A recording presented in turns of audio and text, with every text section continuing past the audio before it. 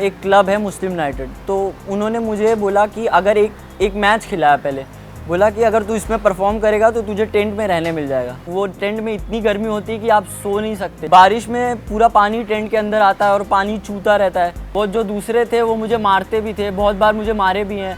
फिर बोलते थे खाना नहीं बनाएगा तो खाना नहीं मिलेगा। कुछ ही दिन पहले मुझे सचिन सर ने बैट दिया।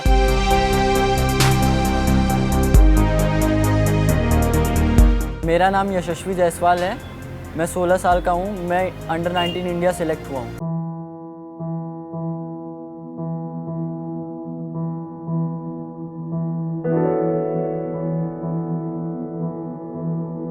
मेरे सीनियर्स थे, वो मुझे बोलते थे मोंटी यहाँ पे मत रहे, यहाँ पे वेस्ट हो जाएगा, कहीं बाहर जा, मुंबई जाके खेल। तो मैं पापा के साथ मुंबई आ गया। पापा बोले यहाँ पे तू कैसे रहेगा, कहाँ पे रहेगा।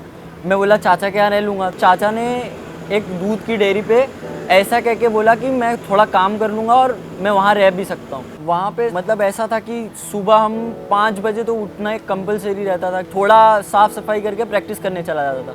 फिर प्रैक्टिस करके जब भी वापस आता था तो वो बोलते थे कि बैठो दुकान पे, तो मैं थका रहता था तो मैं नहीं बैठता था। एक दिन ऐसे ही उन्होंने एक झटके से मुझे वहाँ से निकाल दिया और मेरा मुंबई में कोई था भी नहीं। मैं चाचा को भी नहीं बोला था, मैं एकदम शॉक था एक्चुअली। तो सबसे पहले मैंने एक काम किया, मैं अपना सामान लिया और आज़ाद मैदान चला गया। एक इमरान सर करके उनका एक क्लब है मुस्लिम यूनाइटेड, तो उन्होंने मुझे बोला कि अगर एक मैच खिलाया पहले, बोला कि अगर तू इसमें परफॉर्म करेगा तो तुझे टेंट में रहने मिल जाएगा। थोड़े प्रॉब्लम होते थे वहाँ पे, जैसे कि वहाँ पे सोने का बहुत प्रॉब्लम है रात को, और लाइट नहीं है, टॉयलेट नहीं है। उसके बाद आपको कपड़ा भी खुद ही धोना है। तो ऐसे रह के तो कुछ दिन ऐसा निकलते गया, पर वो बहुत स्ट्रगल था। मतलब थोड़ा मैं मैनेज नहीं कर पा रहा था वो इतना। और ऊपर से ना आप किसी को अपनी बात शेयर कर सकते हो, क्योंकि वो जो माली थे वो मुझसे अच्छे से उतना बिहेव नहीं करते थे। वो जो दूसरे थे वो मुझे मारते भी थे, बहुत बार मुझे मारे भी हैं। फिर बोलते थे खाना नहीं बनाएगा तो खाना नहीं मिलेगा। मैं एक काम और करता था, वहाँ पे पानी पूरी बेचता था। जब भी रात को मैं वहाँ पे आता था टेंट में, तो उससे मुझे कुछ पैसे भी मिल जाते थे। मुझे भी मज़ा आने लगा, धीरे धीरे मैं एंजॉय करने लगा वो भी जो था। पर मैं हर टाइम यही भगवान से मनाता था कि हे भगवान मैं कुछ करूँ अच्छा। फिर प्रैक्टिस के बाद मैं वापस आता था टेंट में और ट्राई करता था कि मुझे कोई मैच मिल जाए। तो अगर मैच मिल गया तो मैं उसमें परफॉर्म कर देता था, तो मेरा मतलब 200-300 रुपया या कुछ भी मिल गया, या मुझे खाना मिल गया दोपहर का, तो मेरा एक वो टाइम निकल जाता था।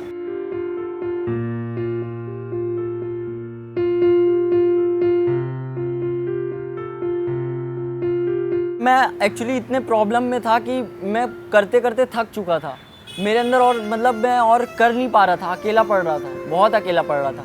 जब मेरी लाइफ चेंज हुई, जब मुझे ज्वाला सर मिले।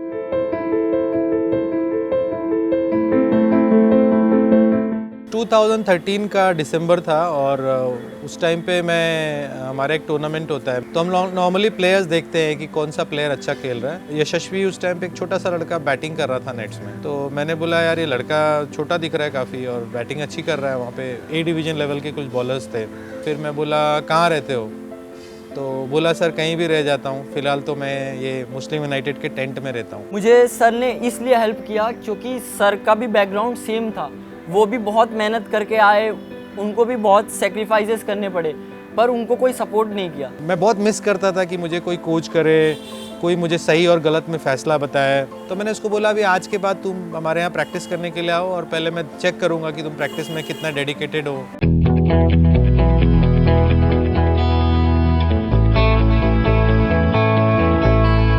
एक टाइम था कि मेरे पास बैट नहीं था और मुझे दूसरों के बैट लेके, दूसरों का सामान लेके खेलना पड़ता था।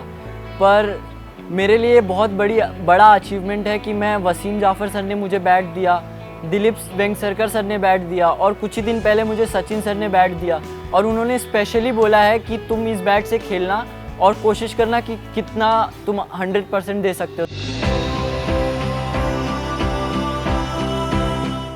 मैं सिर्फ एक ही चीज़ बोलूँगा कि हमेशा कभी भी गिव अप नहीं करना। कैसा भी सिचुएशन रहे, आपके माइंड में अगर है कि मुझे ये करना है तो आप कर लोगे। रिज़ल्ट के बारे में नहीं सोचना है, क्योंकि रिज़ल्ट तो पास्ट फ्यूचर है। आपको प्रेजेंट में रह के उसकी प्रिपरेशन करनी है कि आप कैसे और अच्छा कर सकते हो।